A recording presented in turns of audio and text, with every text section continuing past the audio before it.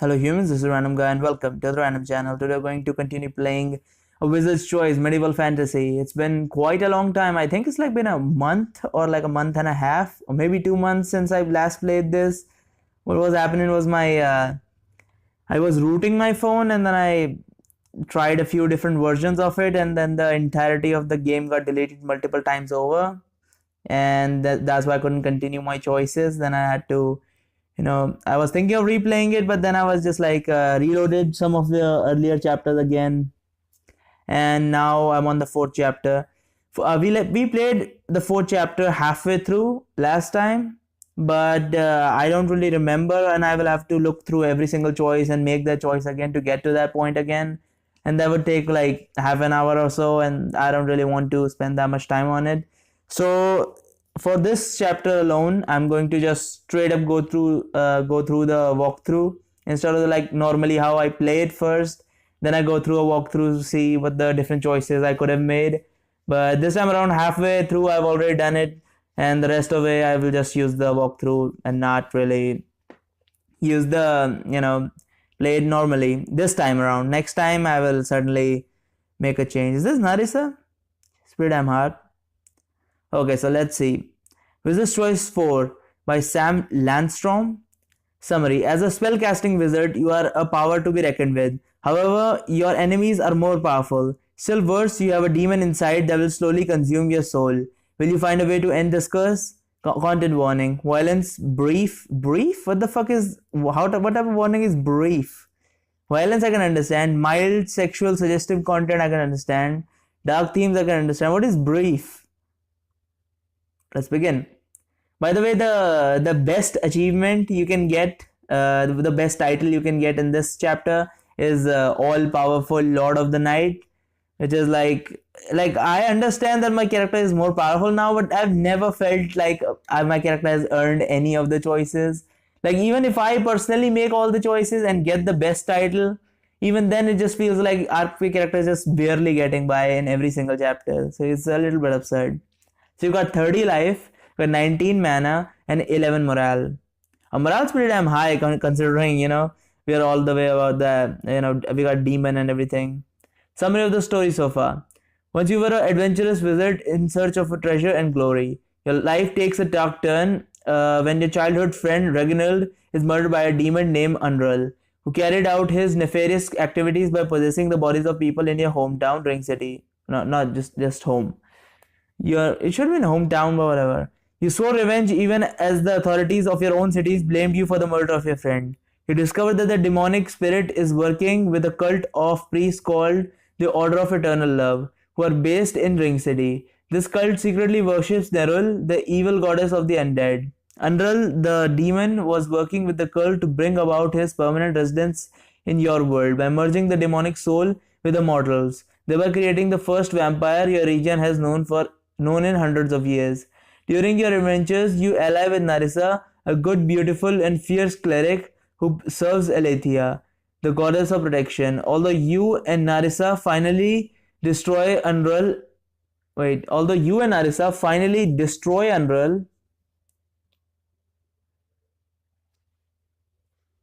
why is it saying destroy two times?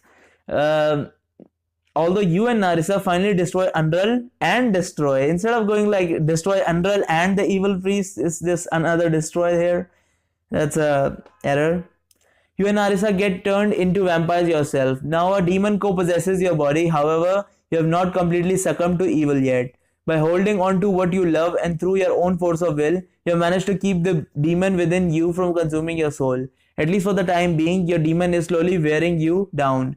You fear it will not be long before you fall. Now you and Narissa desperately search for a way to separate yourself from the demons that possess you. As vampires, you are distrusted by all that is good in the world.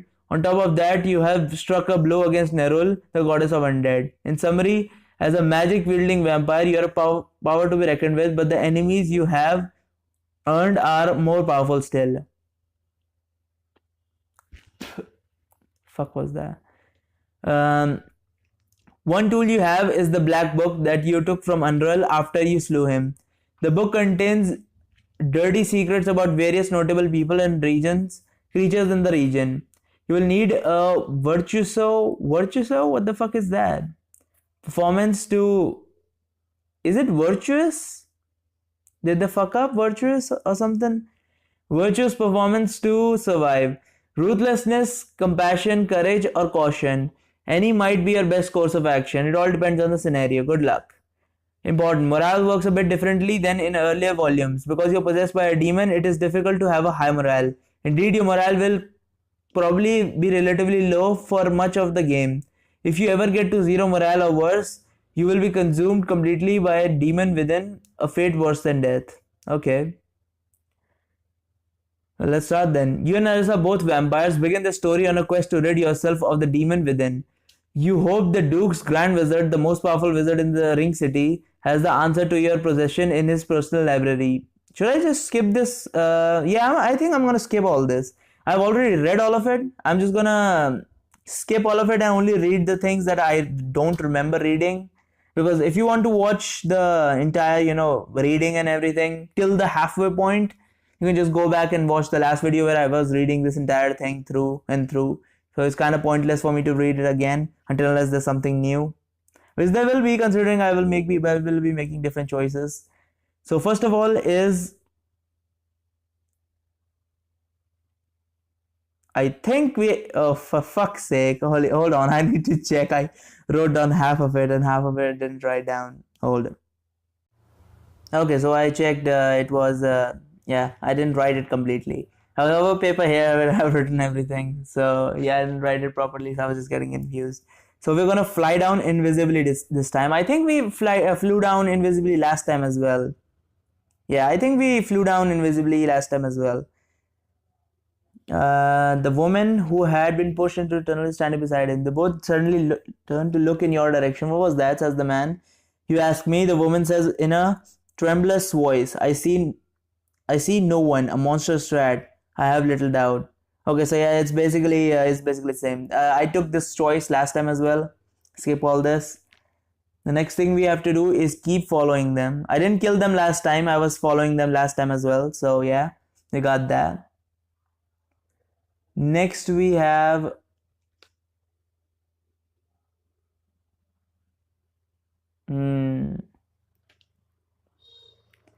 so we got we followed him. This is the same thing we did last time. We flew down invisibly. We followed them.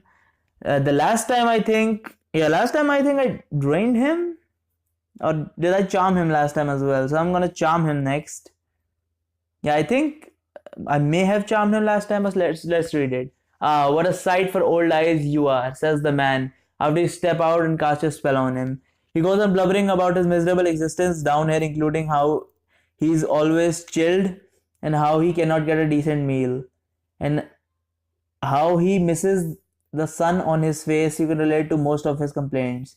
When you tell him that you wish to enter the castle, he wants you to stay behind him as he pulls out his key and sticks it into the wall and turns it. There is a click in the ceiling, followed by another one. By another one on the wall, the outline of the secret door appears. Nasty traps, he says, pointing above to the ceiling. There are some well-camouflaged holes, among the inside of which you can see sharp metal tips, perhaps arrows or crossbow bolts aimed in the direction of the secret door. Never fear, friend, I have disarmed it, he says with a grin of dark or missing teeth. You approach the door and listen. You hear moaning and slurping.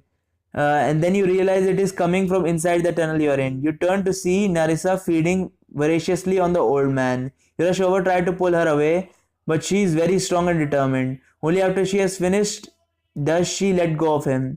His corpse falls limply to the floor. Narissa, why do I bother spending my power to beguile a man that you are just going to kill?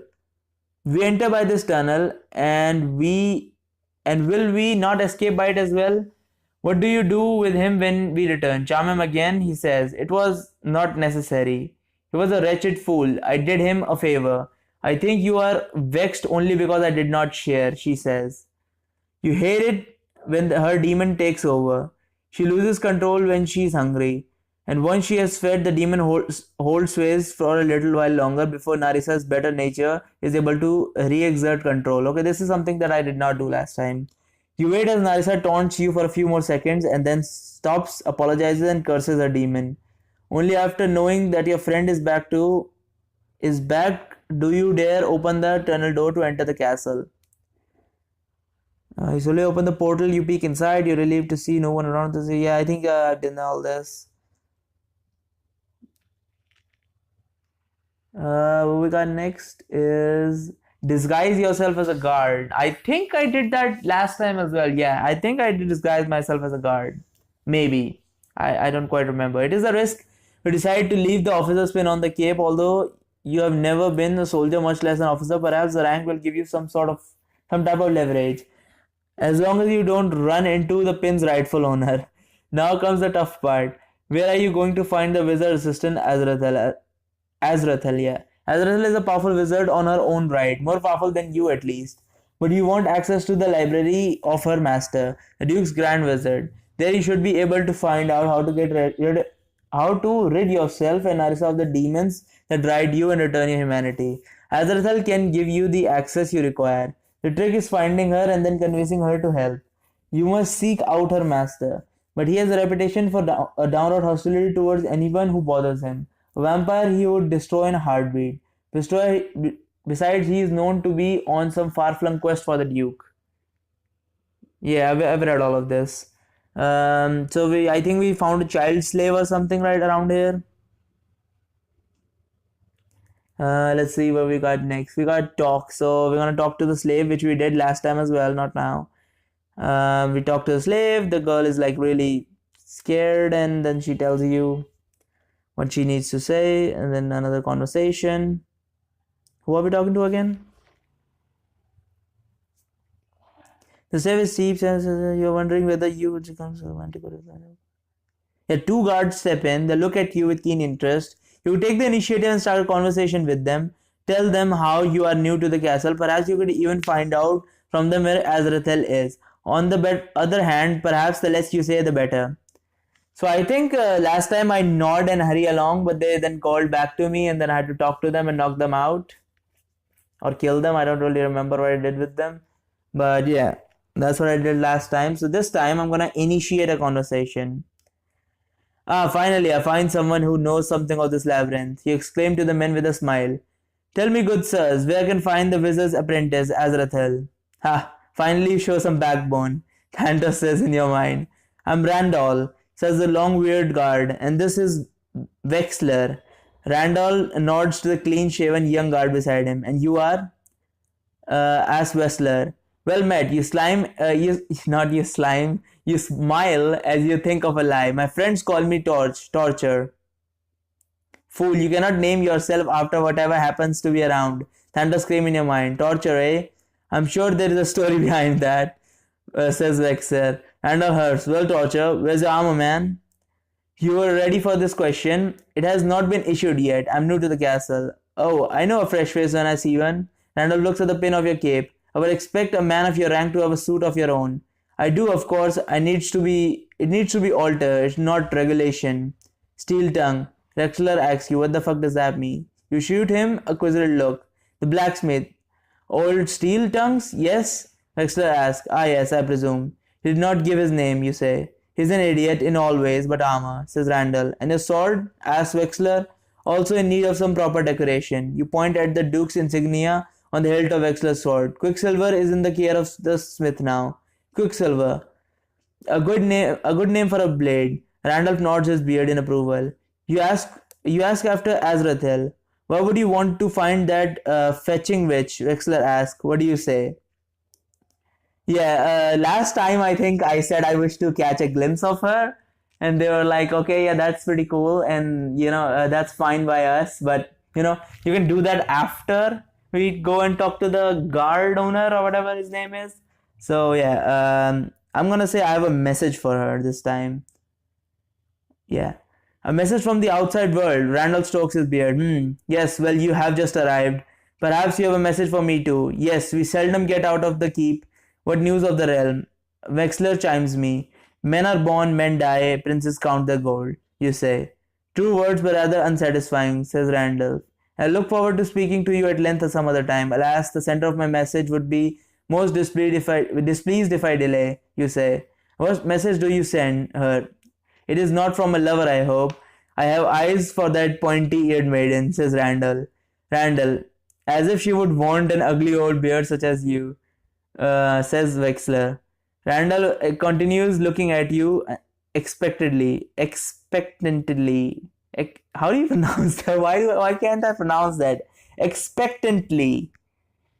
Okay. You give them a both hearty, soldiery laugh. What kind of messenger would I be if I blather to every man along the way? Take comfort in that no suitor calls on her.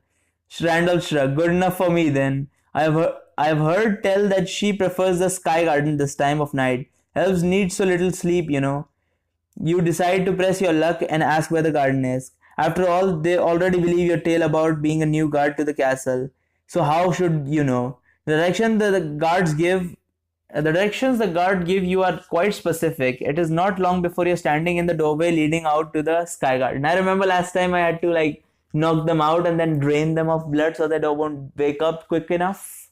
Or did I charm them? I don't quite remember. Okay. It's late at night, but the entire garden, yeah, I already read all this. This is one of my thumbnails. I read all this. So, last time I tried to convince her to help me, or I casted a charm on her. Yeah, I don't think I casted a charm on her because I was like, she's a stronger wizard than me. The charm wouldn't work on her, and I thought I could convince her to help me. I didn't think make a vampire would be the right choice, but apparently make a vampire is the right choice. Life increases 5, morale decreases 3.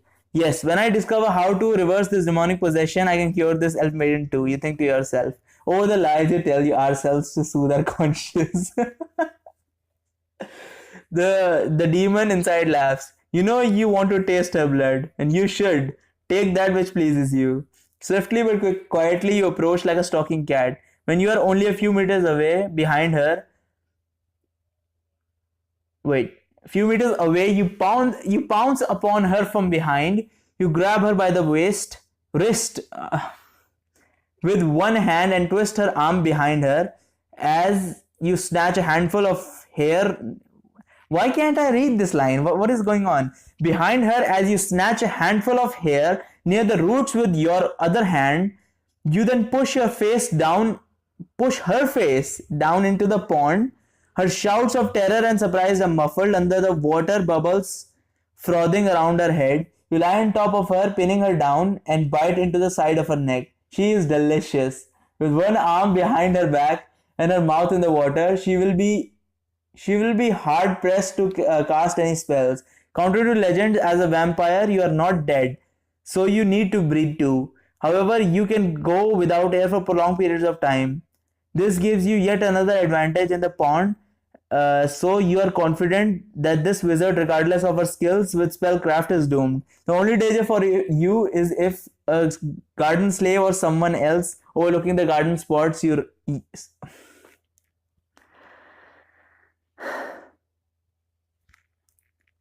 The garden spots you and raises the alarm. You drain her as quickly as you can to weaken her. Soon her struggling diminishes, the splashing ends. You pull her out of the water to allow her to breathe. Allow her a breath. That's right, do not kill her. The demon inside you says, balance her life on the edge of a razor.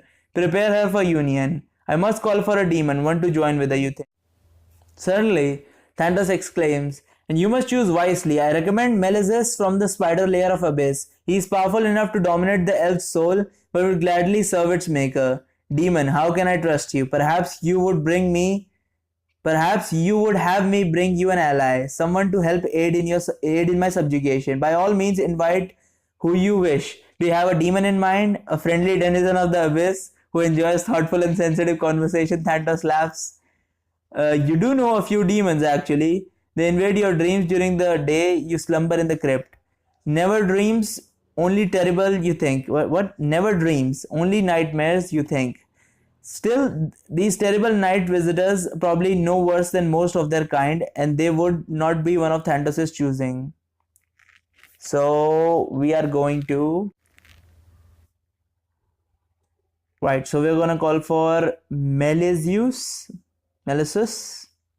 Although you are certain Thanatos hates your soul, He needs your body as a host. He would not want any harm to come to it. Surely he would not want you to bring forth a demon that cannot be controlled. Sitting in the fountain pool, you take another large gulp from the listless elf in your arms. I don't know what that means. Listless elf? Is it like they're paralyzed or like in coma or something? Like clueless type? No, it's not clueless. That would be airhead. I don't know what it means to be a listless elf in your arms. And then you say, Malazes of the spider lair, I call upon you to become one with the soul. Drag the elf out of the pool underneath some nearby shrubs. She is still breathing shallowly. Again and again you sip from her. Make your summons to Melizes, and after some minutes of this, her chest suddenly heaves up and she lets out a low growl.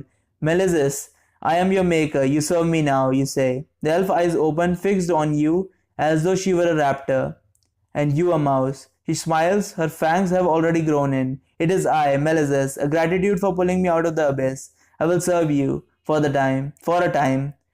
Her smile widens. Melizes, for your first task, tell me how I can unmake a vampire. Tell me how to separate the demon souls from that of his host. You command. The vampire shakes her head. We have no such knowledge. Tell me where I can find someone who knows. You say. If this can be done, Drala the witch that sees all would know. Tell me where she is, you command.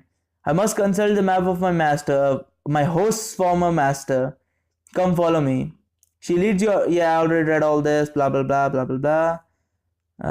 Then she's like, vampire slave seems to walk into occasional tick. For example, her would suddenly shoot out to one side, or her arm would leap out from her body. Elvish eccentricity. It is this, you wonder? But this is just her soul fighting and everything. Yes, we already read all this.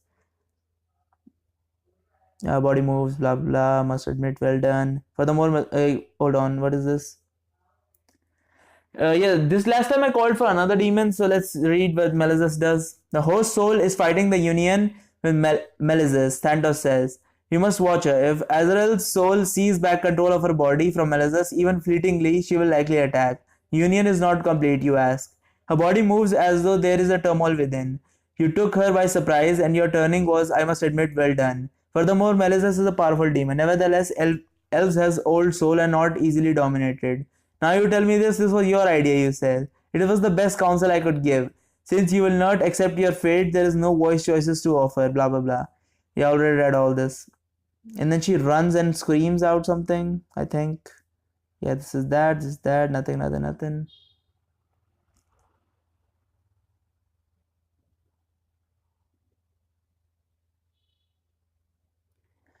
Yeah. She then yeah. So she seizes back control of her body, I believe so. And then when she seizes back control of her body,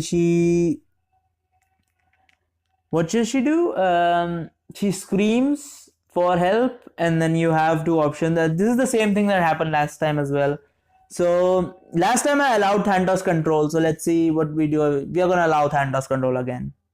Let's go. There's the same thing. They're gonna kill her. She's gonna get crushed or whatever. After that, we're gonna cast Charm. Blah blah blah.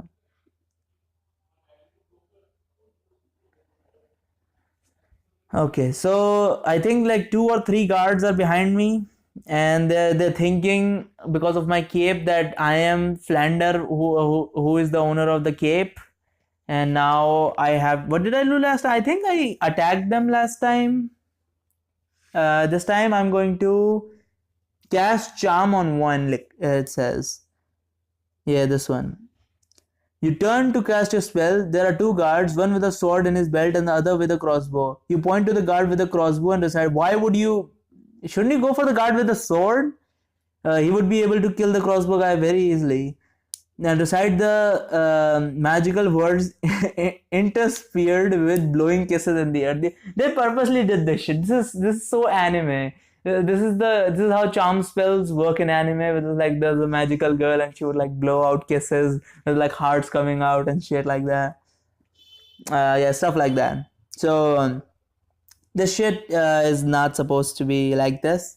They purposely made this for comedic purpose, I'm guessing. My life is huge amounts. Like, I got 35 life, dude. I bet the way this guide is working is we are collecting life, and later I'm just gonna get hit continuously. I'm gonna lose loads of life, so this is the way to live.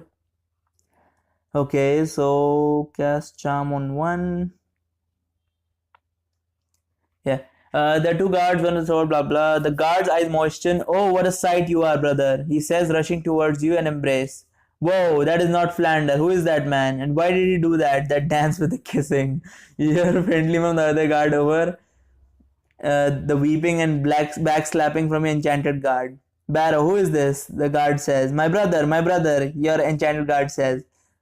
What are you saying, man? Your brother is dead, and that strange dance he did. Sorcery, sorcery, he shouts as he reaches for his sword. You punch him in the face, knocking him out cold. Brother, why did you strike Steph? He exclaims as he kneels down next to his unconscious friend. Considering how excited he is, the fact that the charm spell will not last long, you crack the back of his head with the pummel of your dagger, knocking him out as well. Okay. Drain him, Thanatos says. Two fresh throats, blah blah, this and that. The food. You'd leave that on the floor. Perhaps you should try to be more helpful and knock on the door. No doubt the officer inside would like to know his men are sleeping on the job. Thanatos sneers. You could do just that. I have the officer's possession. You think, as you tug on the bloody cape, I could claim to have recovered his items for him, you think. Okay, so I have to knock, it says. Is we got knock and make something up, drain them, feed but do not kill, sneak into the room. We're gonna knock and make something up. Do you plan to use a charm spell or rely on your wit? We have to rely on wit. You take off the officer's helm and cape and knock on the door. It takes some pounding before the portal finally opens to reveal a muscular, blurry-eyed man in underclothes. You have one hand out of sight. Sorry to bother you, sir. Flander, is it? He nods. Who the devil are you? He asks.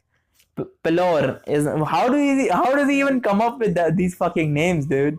Pelor is my name, and I am. Hold on. Yeah, I thought the recording stopped or whatever. Pelor is my name, and I'm new to the castle. A visitor of the wizard's assistant. Azrathel, you says. A visitor of Azrathel, he says groggily. I was told that these are yours. You say as you hand him his cape and helm. He looks at these items with his eyes. Eyes become awake. What a bloody mess. Yes, well, there was an altercation with the thief. Your guards yonder were the ones who recovered your possession, you says, pointing down the hall.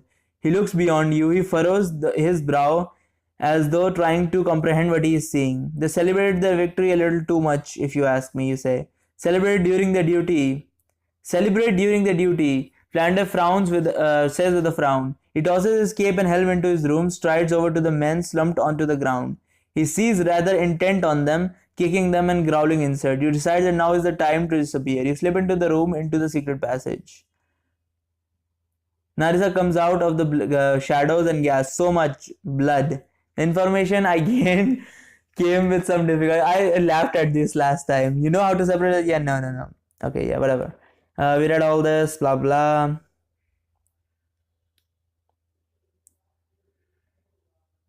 What is this? Where am I? Did not fuck with the door, exclaims a familiar voice. You spin around to see a boy, perhaps 11 to 13-year-old. He's showing a full set of razor teeth. Worst, he has a long scorpion tail with a dripping stinger. The monster boy takes a step forward and extends a claw hand. Oh, I do not think we have met face to face. It is I, Snoth Lara. Thanatos? You interrupt him. The boy's smile fades slightly at the name of the derogatory nickname. The demon that rides me, you realize. You run a thumb across your teeth, no fangs. He separated from me. Would I destroy the thing? Wait, hold on. What is going on? Oh, he entered the pit. Oh, right.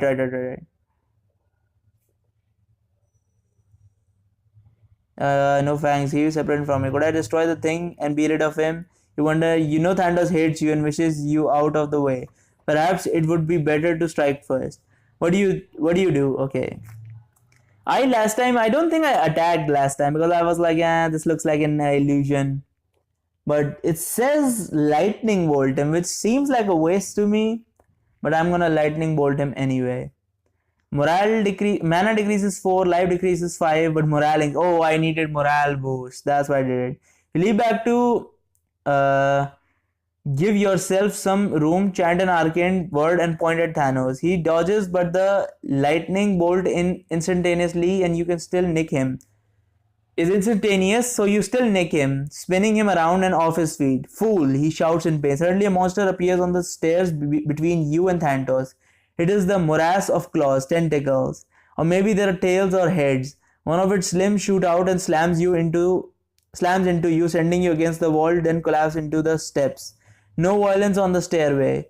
A chorus of voice erupts from the monster. It then disappears. Thanos stands up, grimacing. The stairway, did you hear that? Stay your hand or die. Neville's tongue, you exclaim. I remember tales of this place. It is the stairway between all the universes. It is infinite. Infinite and precious to all the gods and a region of truth. Here there is to be no war or violence.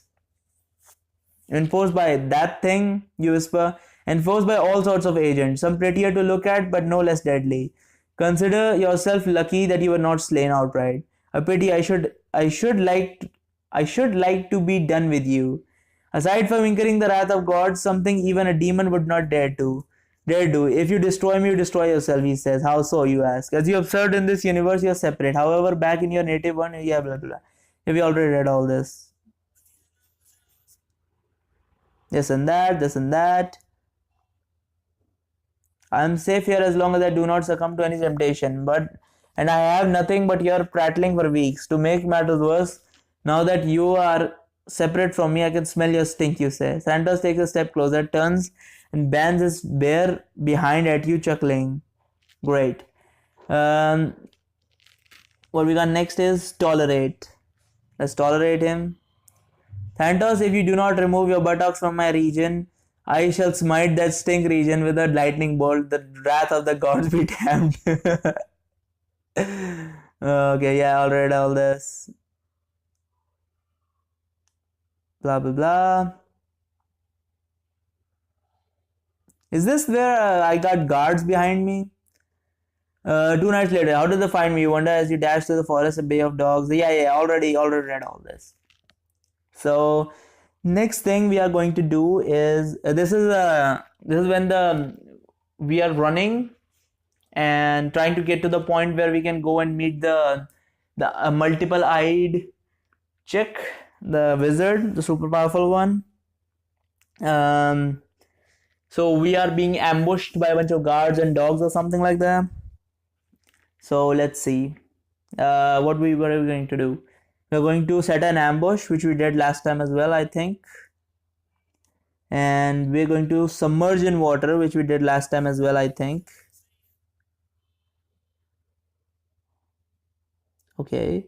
And then we start pulling them into water. Last time I don't think I had mana. That's why I went for start pulling them into water.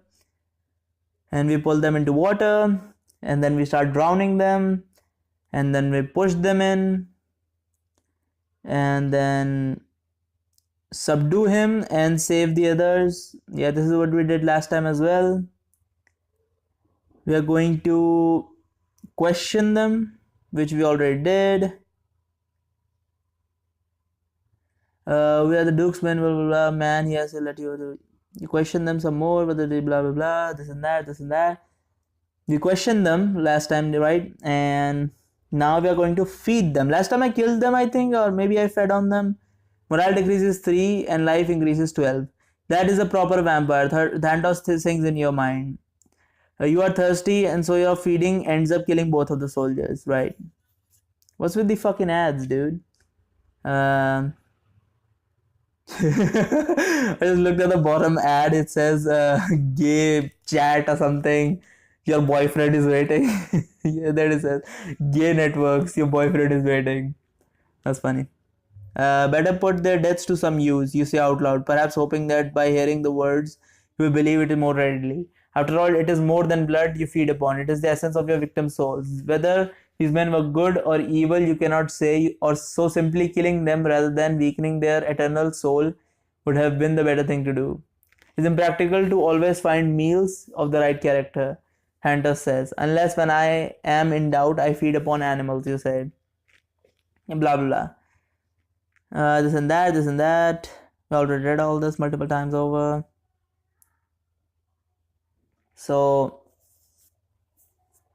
here, this is where the part where we have to go to the her safe house or the flying mansion thingy. So what I did last time was I went single one of us because I thought that if we both go, she could just kill both of us, which was the right decision, by the way, and which we are going to do again. Is we are going to only one, and then command and love or respect from their mistress. Santos says, I have seen more worlds than there are stalks of grass in these hills, and have consumed the entrails of nightmares. I will not prostrate, control this body. You cut him off. What do you do? So last time I just continued to walk. So this is the part where the imps say crawl towards the tower, but I was like, when if I crawl towards the tower, I'm gonna miss the tower. So I will just continue to walk towards the tower. But this time it says that attack the imp. So I'm gonna attack the imp. My life decreases 5. Morale decreases 1. My gods, a dragon here? You ask, pointing behind the imp. You look behind him. He looks behind him to where you're pointing, and you lunge as quickly as a cat, snatching him out of the air. Before he can even scream, you bite into his neck. Ah, you taste like Harpy's cat. You shout as you spit the purplish blood from your mouth and throw the imp to the ground. The imp snarls and cries out in a language you do not recognize. Soon a half dozen more of the imps emerge from the tall grass, the wings beating furiously. Suddenly you are raked across your back. You swing back, but the imp have dodged out of reach. Another dive bomb you, and you leap out, smack it out of the air. They begin swarming you, some cursing, some laughing, all taking swipes at you with enough claws. Enough, you shout in the most fearsome voice you can. The imp flit off a short distance and glare. I have come to see Drala, not dance with you flying rats. You shall crawl like a beast, and we, for our part, shall defecate on you, says the imp you bit earlier. I will not, I will walk as a man, and you will leave me be. I mean no harm to you or your sentence is cut off as a slimy paste oozes down your shoulder. The wounded imp laughs as you leap out from underneath him. The others laugh evidently. They consider everything, even because they allow you to continue along upright to the tower. As you draw near a slivery, blah blah blah, we get up and we see this chick, which is mildly disturbing, but whatever. Kinda hot, but mildly disturbing. So last time I blackmailed her, which we are going to do again, and this and that. And next thing we are going to do is clarify your threat. Others know if you kill me, they will tell of your daughter. We know her name, Sudre. Sudre is her name. You shout. There's a growl as though from somewhere at once other tentacles wrap around walls and wrap around you. So blah blah blah, this and that, and she then goes around saying that this and that and this and that, and she tells me about the thing, and then everyone's screaming and this and that. Thanatos is angry that she told him that we need his original name, the real name of him, to do exactly what we need to do. Is pull him out of his body, because when you say a demon's true name, then they're bound to follow a command or something. Go with them. Okay, I need to read this. As usual, your soul is projected to the pit. From there, you are given entrance to the stairway. Soon, Thanatos is trailing behind you to keep down. Blah blah blah. This and that. There's a great green light. Yeah, I think I know this one. You look back to see Thanatos, where his eyes wander to one of the women Your eyes lock to her. She smiles so sweetly, your heart seems to stop. As a wizard, you know when you're being enchanted. You have will enough to blast them all with fire. If you do it quickly, on the other hand, perhaps it's best to play along. You're not sure this is so bad. Yeah, this is the place where Narisa gets trapped in a succubus realm. So it's our job to go to the succubus realm and pull her out, or something along those lines. Um, okay, so let's see. We are going to go with them. What is this? Santos calls you to look for. Do not allow your eyes to linger. His voice drowned by all the traffic. Blah blah blah. Who, you ask? You have forgotten the blonde's name. Indeed, you have forgotten all their names. You see, says the brunette. Your mind clouds as you become aware of nothing but else spawning, cooing, adoring, blah blah. Right, and there's a giant gate. Why do you enter this and that? The brunette next to you raises. He will answer, and then he and don't know. I last time I said don't know. I was dragged here, and he fucking smashed me into a damn wall. So I'm gonna say for passion. I seek passion and the pleasure of the flesh. You desire. You answer. Oh, it is true. A worthy desire, one most readily fulfilled beyond this gate. The redhead exclaims joyfully. A most common answer. The giant says with a frown. Whether his disappointment is really due to a lack of originality in your answer, or is the fact you do not give him cause to pound you against the marble is beyond you. Okay. Gate opens and they take me here and there and they fuck around, irritate me and shit. And I see a lot of other people doing a lot of stuff. And then she's just sitting on the beach, Narisa, crying, and everyone's just making fun of her and she's just sitting down or something. Then we run for Narisa. My life decreases when I do that. Ah, there you are, Thantos, you exclaim. The blonde turns to where you are pointing. Unfortunately, the other two didn't fall for it. Nevertheless, you run towards the beach. You hear the beating of wings, and somebody stands into your back. You roll several times and come to rest, pain shooting up your spine. You're pinned to the grass under the redhead, her face contorted in rage. Let me go. I hate her. I want to hurt her, you say. What is this nonsense? Says the redhead. Her mouth opens as if she's about to bite into your face. Just as her face begins to descend towards you, her head snaps back as the brunette yanks by her hair, and the blonde walks up to you. You want to hurt her? Why? Okay, so this and that, this and that. Next we have try to get Narisa's help. How do you do that? Narisa seems to have drawn herself away from the world, perhaps as a defensive against this deceptive and horrible place. Taunting her would merely pain you and ensure Narisa ignores you as best she can. As for leading her out of here, yes, you want to escape, but first you have nothing to lose by trying to gain her aid. Narisa, look at me, he says as you step into the sand in front of her. Her eyes are drawn to your face for a moment. She looks back away, then quickly looks back. Recognition registers in her eyes. She takes a deep breath, stands up and embraces you. Narisa, listen to what I say. Whisper in her ear. Your demon is gone. In this place you are human again. You must call upon Aletheia as you used to. You must find a way to protect us. Over her shoulder you can see the demons watching you expectantly. One hisses at you. My goddess has forsaken me, she whispers. Try to pray for her aid as you used to. I will hold your hand and repeat the prayer after you, you whisper. This does not satisfy me. The brunette, a demon, hisses as her clear porcelain skin begins to botch and molder right before your eyes. Do as you said, mortal, or we shall make you pay for your eternity, for all eternity, says the redhead. Smite them, Narisa, shine the light upon the darkness, you whisper urgently. Narisa squeezes you in her embrace for a moment, then turns to the demon. In the name of Aletheia, goddess of protection and compassion. Protection, compassion, and good, I ask you for your light. Narisa stretches the hand, the demons laugh and make obscene gestures, blah blah. Next is try to get Narisa's help. That's done. Then there's follow Narisa. I think I urged Narisa to escape, but she was like, nah, we gotta help these people. It's just a waste of time, so let's just follow Narisa. Life decreases 7. Escape from the city, blah blah. This is that, this is this. To the wall. The guards are busy, and then thousands of them are trying to get out.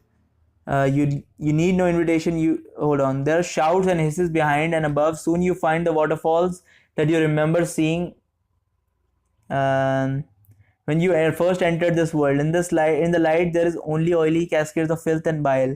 Nearby, you see a door in the ground made of bone and covered with an oily film. There had been no door there earlier. It must have been covered with an illusion. You need no invitation. You leap. You open the door and leap in. There's a moment of darkness, then you are on the great stairway again. The two of you back away from the door and Narissa begins leaping down the stairs. Stop for a moment. I do not think they will pursue us here, you say. Why? Surely they saw where we escaped to. I expect they are all prisoners too of that Wana Neelas or whoever the demon queen is. They belong to her, you say.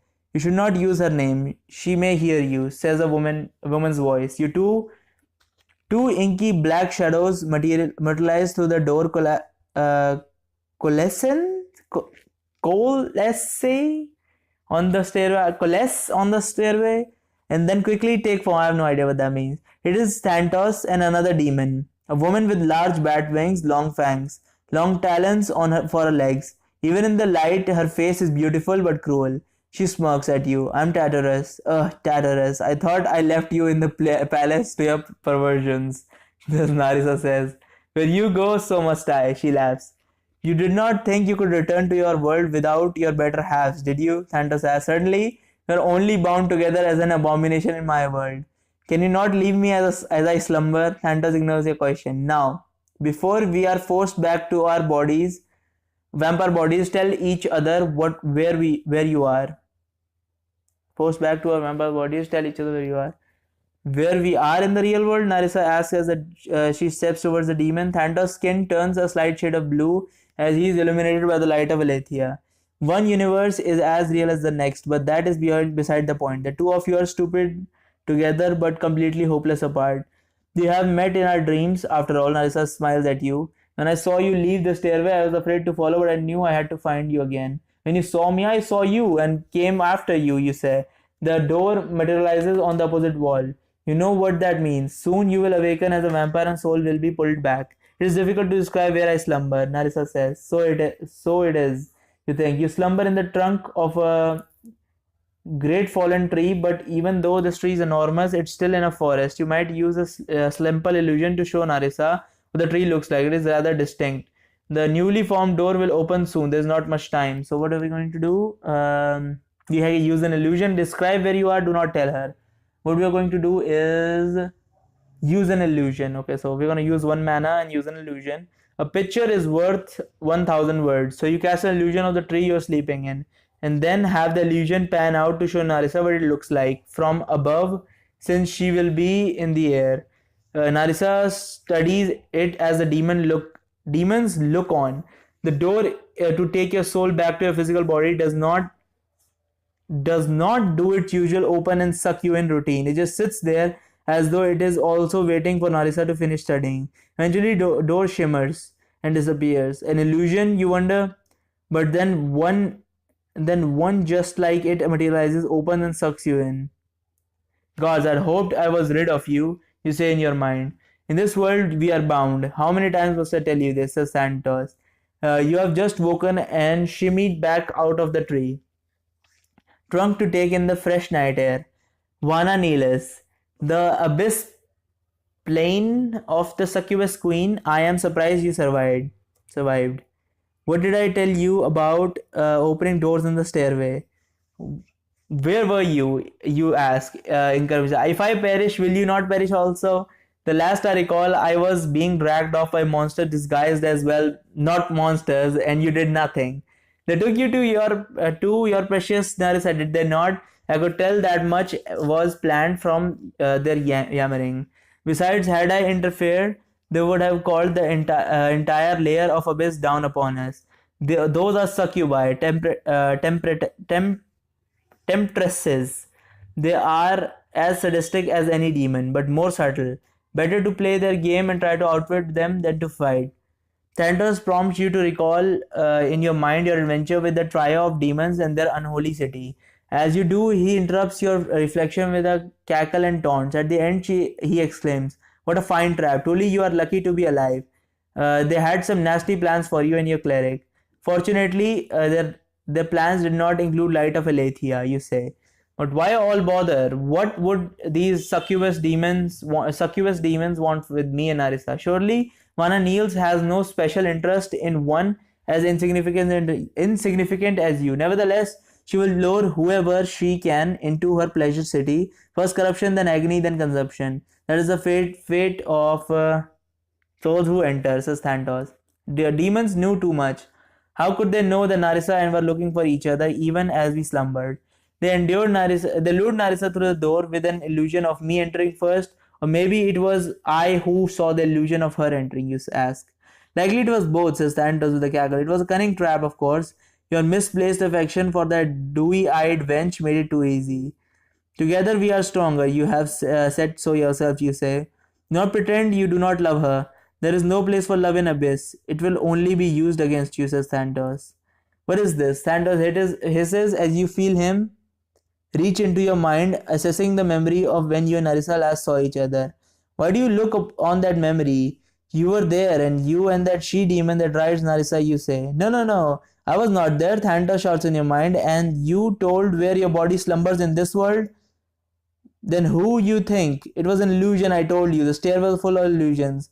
I was not there, nor was Narissa's demon. It was trick to reveal where you are, says Thantos, and that means danger. We are in danger. Thantos cuts you off. Whoever tricked you went through a lot of trouble to find you. You must flee quickly. But what of Narissa? She could be waiting here any minute. How else will we find each other? You ask.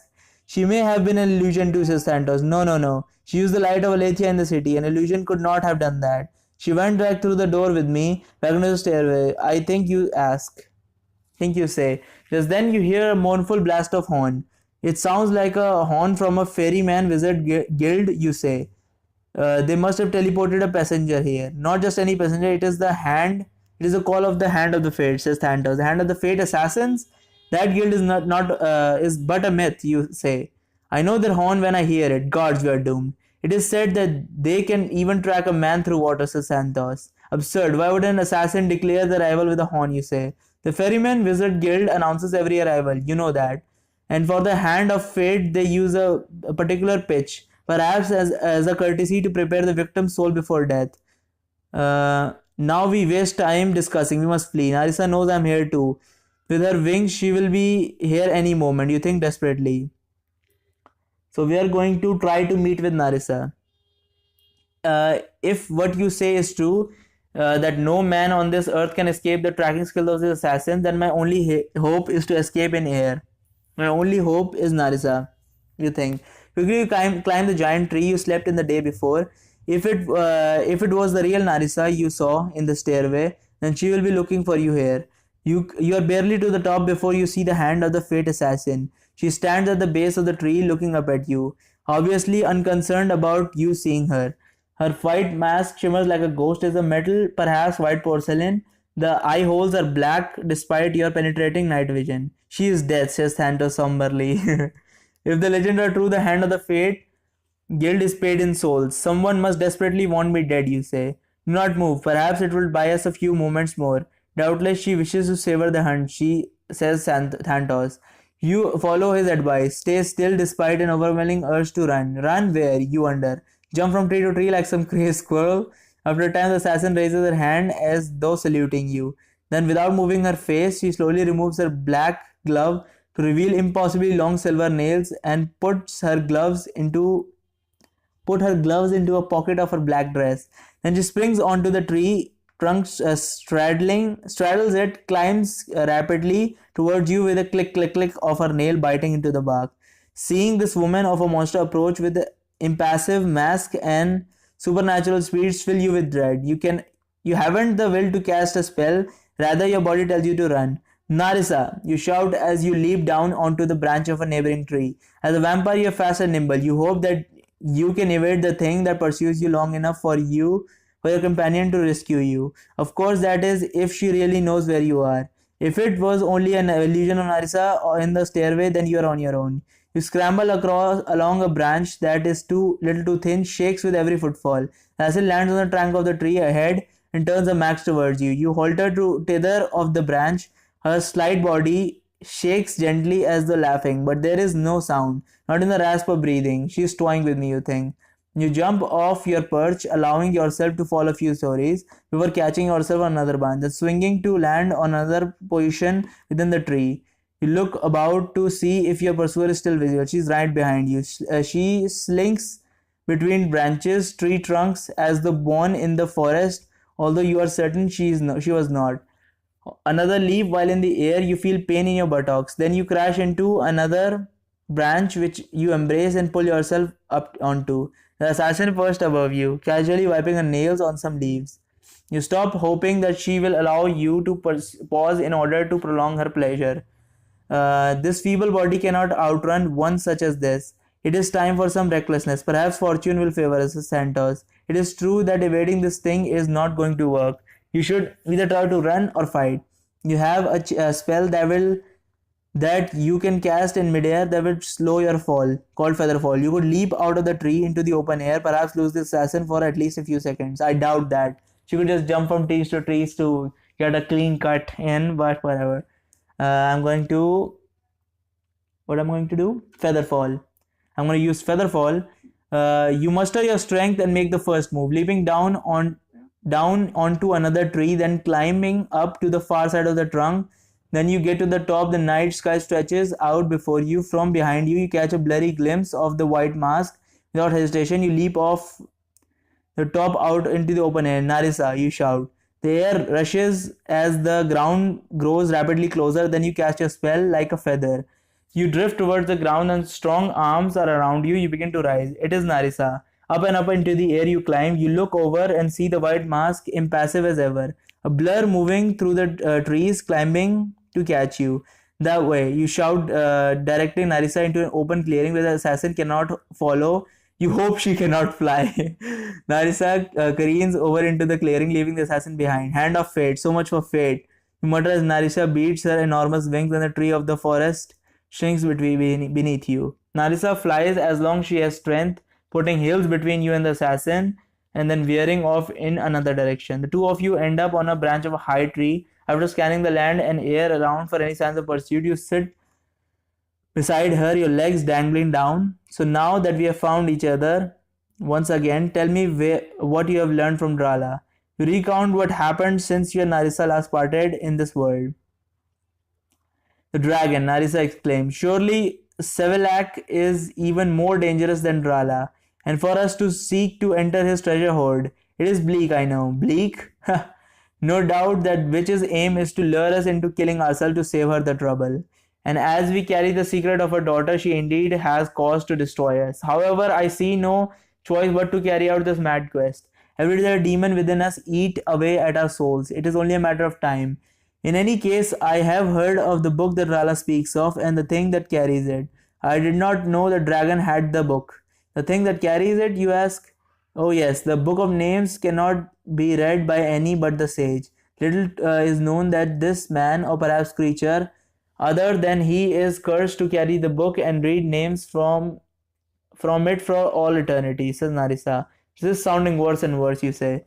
What is certain is that we are being hunted by men, elves, and perhaps something far more terrible. We best keep moving. Fleeing towards the Dragon's Mountain is perhaps as good as any direction, says Narissa.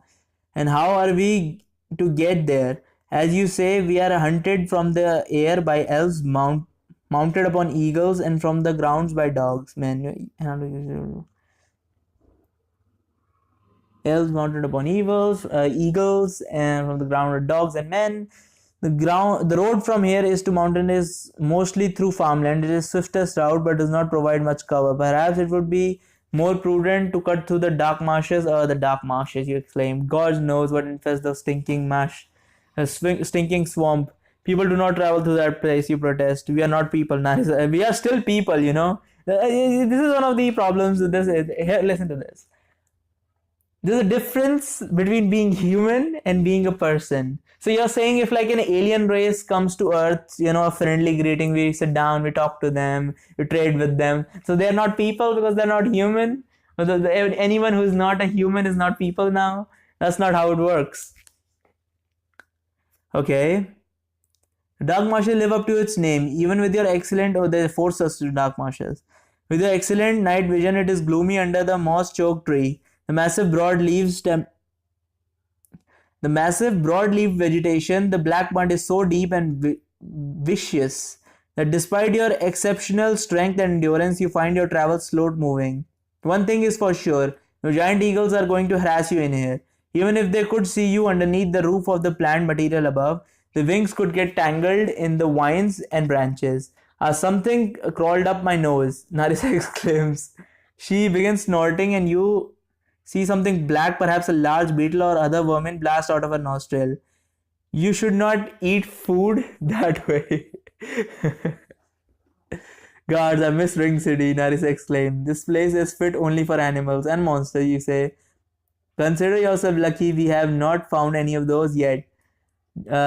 Monsters, bah. We are lords of the night, are we not? Narissa smiles. We are lords of the mud, or more like we are slaves to the mud, you answer. The sound of your laughter seems to be sucked in by the oppressive march around you. The two of you sober up, listen. Off in the distance, you hear snarls of shouts from something inhuman.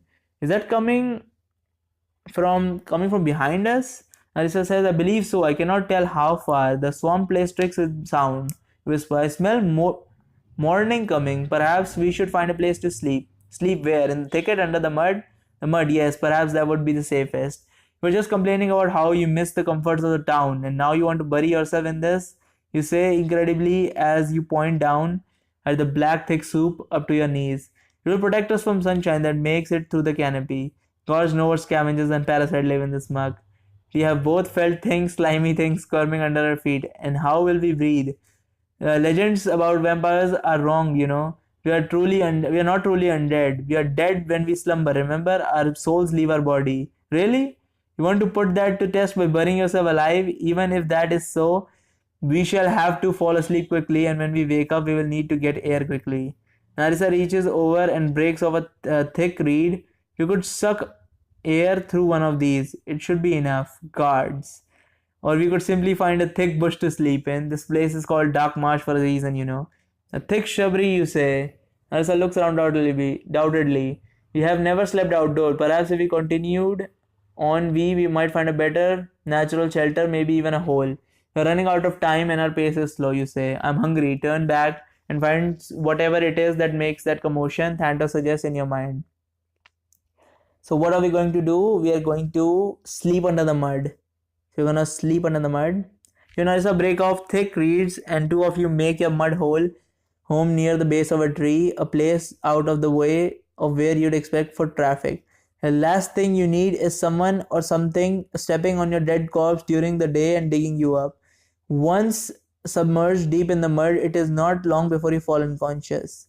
The soul spends the day in the stairway searching for Narissa, but do not find her. Thanatos tags along for a time, badgering you. However, even he seems to grow bored of this game and wanders off on his own.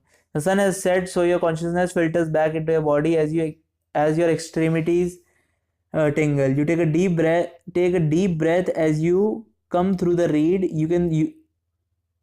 You're using as a snorkel. Do snorkels exist in this world? How does he know what a snorkel is? In the mud, and then push your way up through the muck. Gods, look at you, Narissa says, staring at you. I dare say we are the most fearsome swamp monsters in this place. I agree. You say as you fleetingly run I disagree. You say as you fleetingly run a hand through Narissa's hair. Normally golden, and now dark and matted with mud. Narissa's eyebrow raised, and then she sniffs. A fire, she says. You say, still admiring the sight of the muck-caked vampire before you. I smell it too. You whisper. Like swamp predators, the two of you crawl slowly through the mud, sniffing. Soon you peer out into a clearing in the vegetation. There are 8 muscular creatures gathered around a large fire. The beasts stand upright like men, but they have scaly skin, reptile eyes, have long lizard snout full of razor sharp teeth. Lizard men, you realize. Breakfast, Thanatos hisses in your mind. One of the lizard men is standing to a large cauldron upon a fire. Steam rises from the pot as he stirs with the shaft of a long spear. Others watch hungrily, their forked tongues flicking in and out, while others converse nearby in a hissing sing-song manner. Okay, what's with the gay ads? Okay. Lizard men have a reputation as voracious hunters.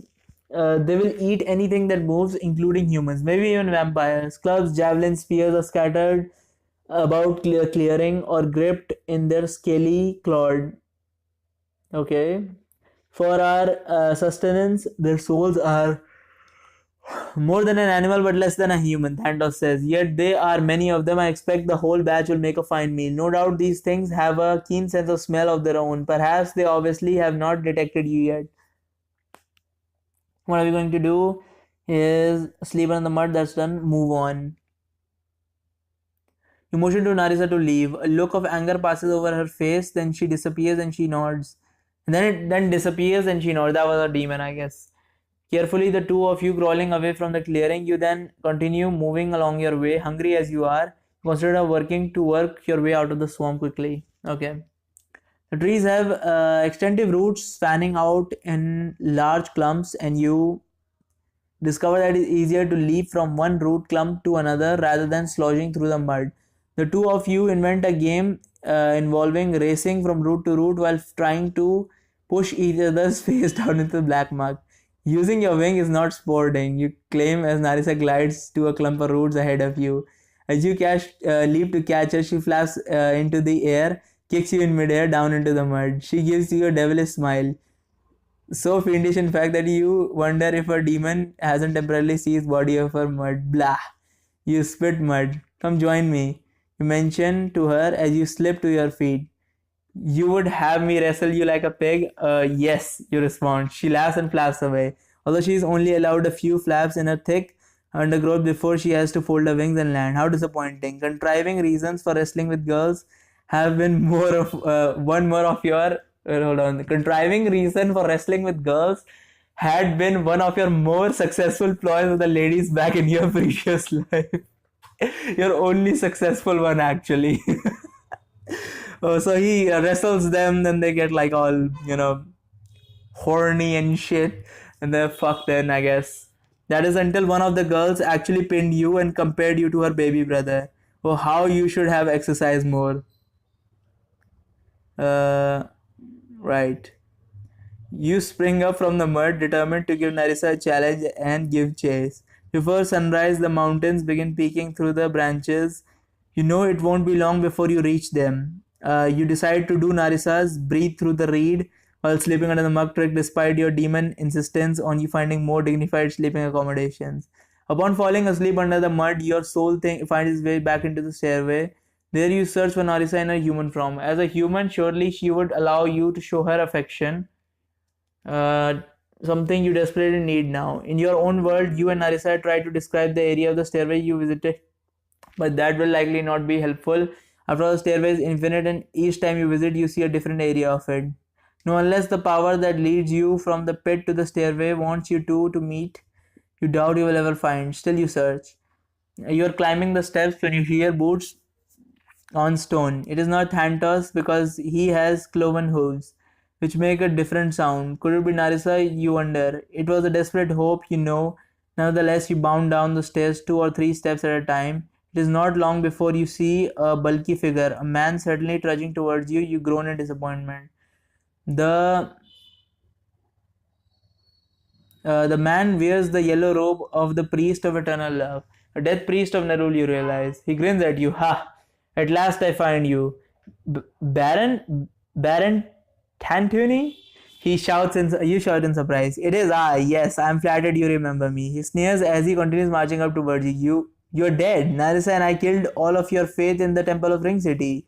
You're all in the abyss with your mistress, you shout. I am often with her, yes, however, she occasionally sends me on errands like finding you. No matter, I will send you back to her again, you say as you take a step back ready to spell. The Baron smile lifts his chin as though daring you to kill him. You stop. You will not take the bait. No harm another one. The stairway is to incite the wrath of the gods. My mistress was disappointed to learn how you escaped the pleasure city of Vanalils. Of course, delaying your fate will only make it worse for you. Nerul, the goddess of the undead, was behind that. Indeed, Vanalil is actually one of her handmaidens, as I understand. Made a deal with my mistress to deliver you and the low-born vampire woman to keep company with, says the Baron. To think a goddess was failed to snarl two low-born mortals. Your mistress is not so impressive, is she, Baron? You ask. That is what happens when you leave such a thing to a succubus. They're so very complacent and easy to distract in their own city. In any case, we will find you, and when we destroy you as a vampire, I am sure I will see you again. He motions around the stairway in not such pleasant surroundings. Although Baron is an evil liar, the threat is still disturbing. After all, you reason, if a goddess truly wants to destroy you, sooner or later she will find a way to reach into your world and succeed. Best not to linger speaking with one of her minions. With that, you wish the Baron a good life in hell and hurriedly march up the stairs. He follows, indeed, he follows quite closely. You quicken your pace and he does the same. Soon you're racing up the stairs as fast as you can, the Baron still shadows you. Finally, after you're exhausted from the chase, the time comes for you to awaken. The door of your world once again materializes into the stone wall. When it opens, you happily step through to escape the Baron. To your horror, you look back and see the Baron following you through the door.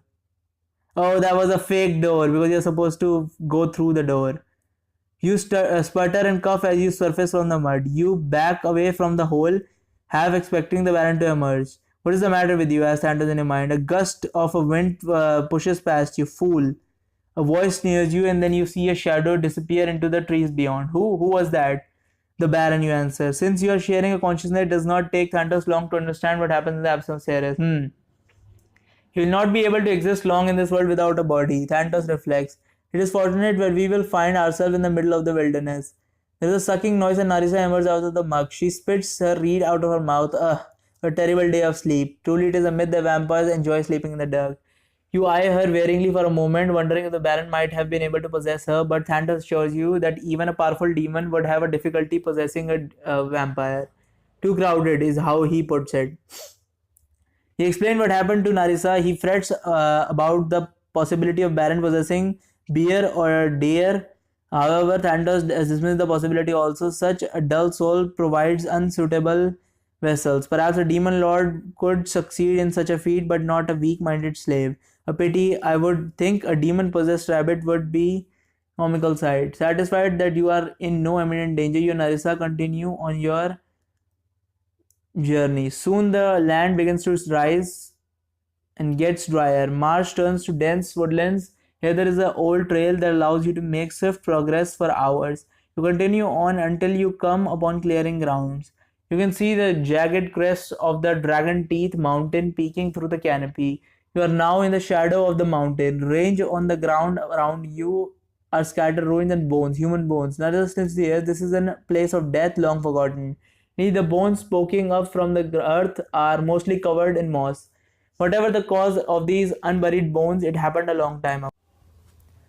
The two of you begin exploring the relative clearing. Narissa seems grateful to have enough space to unfold her wings and flex them. The stonework is not high quality. It has crumbled quickly under the years of neglect. There are mundane items scattered about, such as ports, a saddle, a belt, buckle, and a pickaxe. A troll. Narissa exclaims. You whirl about only to see a Narissa kick a massive devilish skull in a pile of other inhumanly large bones, all blackened by fire. This may explain what happened to this village, you say. Hold on, gods. I wager we are in the ruins of Boraxiel, tells Narissa. The mining town, yes, there were a few survivors who told tales of trolls, you say. Not just trolls, a dragon tooth mountain once crawled with trolls. Narissa says the assault of Boraxiel was first in series of attacks on human settlement near the mountains. My sisters and brothers of Aletheia along with Duke's men spent years in this mountain rooting them out. We lost many good souls on that campaign. Even I was sent by Aletheia on the last of the crusades against these savage fiends. And what of the trolls now? Are they here, you ask? Certainly there are some left under the mountain, but I suspect they are not near. These bones are old and I do not smell that putrid musk. No trolls have despoiled this earth recently. Boraxiel was a gold mining town. Perhaps there is some mountaineering gear, maybe even gold. You say as you set about picking through the ruins. Narisa joins in your search, kicking over items, exploring the burnt out shells of overgrown hovels. I expect there is nothing left of value here, Narissa announces. You look over to see her pointing at a set of candles atop a crumbling wall. The living have been here not so long ago, she says. Do you smell that? Asks Santos. I smell blood, not human. One of those lizard beasts, I believe. A meager breakfast. Better than no breakfast, you say in your mind. You have little compensation for feeding on lizard men. Although you would not classify them as evil per se, but they gladly eat people. They're bane on civilized people. You follow the scent, tapping. Yeah, this is just us, trying to remain sane, I guess. Um, You follow the scent, stepping over, I almost said stepping over, stepping over charred troll skeletons. You stop and listen. There's nothing but the soft rustle of leaves in the wind. Narissa is several meters behind, turning slowly and scanning. A small, half-collapsed house in front of you. Stepping inside, you see a room full of burnt-out candles, crude symbols drawn on the wall, rough-hewn stone walls. The finger-painted markings smell a bit like blood, although it does not resemble human blood in color. The symbols on the are in the Neferal language. Evil visits Puraxial still, you think. There are tracks on the floor that look fresh. In the center is a table with a parchment held open by a small rock. Lizardman emerges from behind the table. His forked tongue flicks out as he speaks in a hissing, sing-song voice. I hoped you would follow this way. Follow the trail, follow it to your doom. Baron, you ask. The lizardman forked tongue flickers. You see what might be a lizard's version of a smile. Lizardman's version of a smile. Back to the abyss, you say as you spring upon the lizardman. With one motion, break its neck. Smoky shadows takes form of the body and then dissipates into the wall. Now that you are on the other side of the table, you see two more lizardmen lying beside each other. The slow and trails spread about. Sacrifices, you think. You step to the table when you realize you step at the table. Written on the parchment is that you realize now in lizardman blood, you slew my children, now you die. Suddenly there is a rush of wind. You look out, see Naricia's hair whipping about as she desperately looks around. Desperately, you try to warn her without shock, but it's too late. The troll skeletons near Naricia's feet come to life. The huge clawed hand reaches up, yanks her down into the terrible embrace. She screams as the thing bites into her shoulders. At the same time, dozens of human skeletons rapidly coalesce with scattered bones of the ruins village. In fact, two skeletons spring up right inside the room you're standing, and if that isn't enough, the two lizardmen sacrifices rise as zombies behind you. You dare not use lightning bolt in these tiny quarters, and neither invisibility nor illusion will work on the undead. That leaves only a few options that pop in your head. Jump spell, fire fan them, fight. So we are going to fight them apparently. Life degree. So you grab the table in front of you, swing it in a mighty arc, making solid contact with one of the skeletons. Bones flying everywhere while the rotten table splits into pieces. You hammer through the other skeleton with your fist as it scratches you with its bone fingers. Soon it is scattered bones like its companion. One of the lizardman zombies rakes your back with its claw. You swing around with your dagger, nearly sever its head. Kick the other zombie and set it flying. As you emerge from the house, skeletons emerge on you from all directions. There is a whole village of them. You destroy several before one sinks a pickaxe into your back. With a mighty punch, you knock the skull from the shoulders and it topples. But there are waves of more of them coming. What do? Leap out of the ruins? Fight your way out of the ruins? We're going to help Narissa. Best friends forever. Oh, come on, don't friend zone me. You loves them the mostest. That's gay, first of all. And second of all, don't friend zone me, dude. Nice work. You have achieved 59% of the points possible in the Wizard Choice series. Feedback so far? Yes. About the midpoint between dismal and awesome. Do not stop now. The demons are coming. Okay. Although Narissa is only about 30 meters away, there is a virtual sea of walking undead cramming in between you. So it will be a challenge to get to her. Perhaps a lightning bolt can clear the way. Another alternative is to jump, to use a jumping spell to reach her. You estimate you could leap up onto the roof of the house and then lead to Narissa. On the other hand, you are no flying squirrel. You may end up impaling yourself on something or landing in the middle of a throng of these monsters. What do? Okay. We are going to lightning bolt.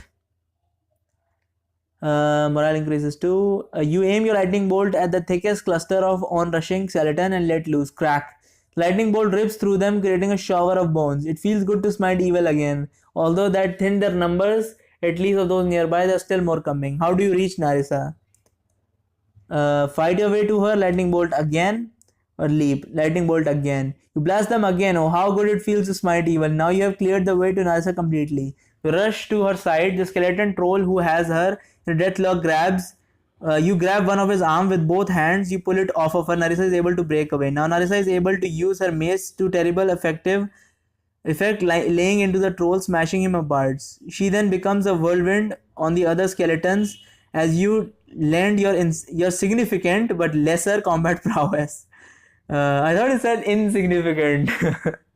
Soon all nearby skeletons are either destroyed or damaged too badly to properly attack. Unfortunately, there is another wave of them sprinting towards you. Narissa jumps behind you with a few mighty beats of her wings, lifts you both into the air.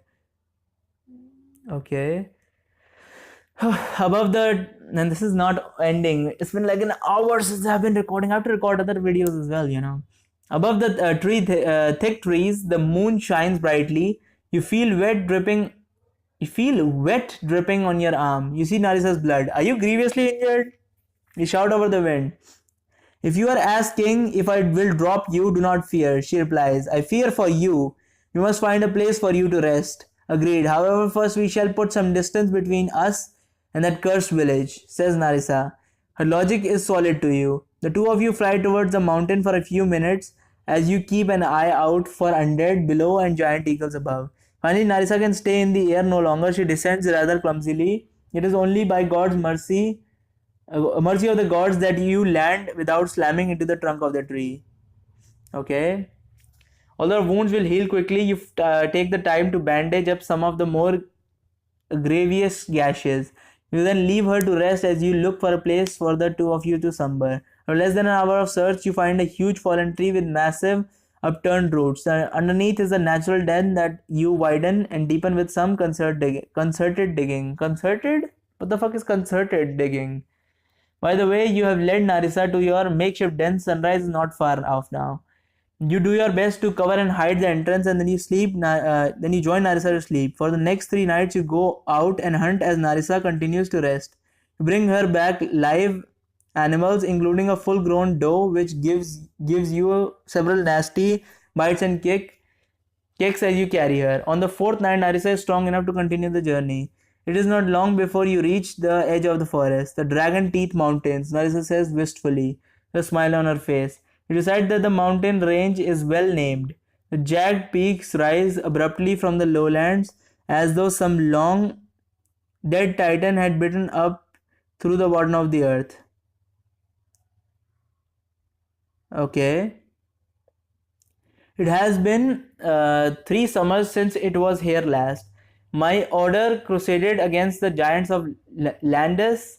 That was a bloody summer. Wait, was I just holding on to nothing? Yeah, I was thinking about something. Maybe I wasn't talking for a minute or so. That one must have been awkward as shit. That was a bloody summer, but as beautiful place and yet so deadly, Narissa says. First the trolls and then the giants, you ask. Okay, it is a troubled pile of rock, she says. And this time you come here seeking a dragon, yet you have not even the benefit of an holy army behind us, you say with a grim smile. Narissa chuckles. We are a stupid pair, you and I. Even the giants knew better than to bother Sevelak the Splendid. The Splendid, you ask? Ah, yes, a name he gave himself, I suspect. Dragons are that way, you know. Well, let us hope that he truly is splendid rather than hungry. Vampires may be a delicacy for their kind. I will call him whatever he wishes if he will give us the book of names. To be free of this demon is worth any price. Narissa says, I fear flattery will not suffice. We must draw upon all our cunning strength for this quest. You say as you put your hand on Narissa's shoulder, only for a moment so as to not incite the demon within her. To be continued. Visit choice 4, done. Highest rank for the visit choice 4, done. Nice work, you're 70%, yeah. Nice work, Grasshopper. You likely have brains or determination, probably both. Okay, done. So, well played. As a vampire, you have managed to keep your demon from consuming what's left of humanity while at the same time keeping alive. There's no easy task, and tales of your exploit are emerged from Duke's Castle to Drala's Tower. The Swarms of the Lizardmen. Your total score is 1000, earning your reputation of the all-powerful Lord of Knights. That's the highest rating you can get. Veteran of Trouser, Survivor with Nice Fang, Night Stalker, Moon's Champion. Right. Whew, that was something. Right, so that's that. That's the 4th chapter of the Wizard's Choice, and yeah, I'm going to be playing the shit. I'm going to be playing the 5th chapter in a little bit. Not today, obviously. I don't really have time for that shit. I'm already too tired. My back hurts, and I need to record another video. And so yeah, whenever I get the time, I'm gonna play the 5th chapter. I'm sorry that it's taking so fucking long this time around. I just, did not have time to play, and I recorded a lot of videos in between so that I could release them every week or so. But what happened is, like, my fucking recording software fucked up, so I just had the video and there was no audio of me talking. So it's just like, oh, man, what the fucking hell? I just had to delete all of it. So yeah, thank you so much for watching. There's a link in the description to my Twitter, and there's also my link in the description to my DTube channel where I play hentai games. I've been uploading there as well for a while. My PC is not working. I'm going to buy a new one, and then I'll continue playing there. But I was playing Harama's Simulator last, and you can go watch that. Obviously, the steps to unlock the NSFW stuff is in the description as well. Thank you so much for watching, and bye bye.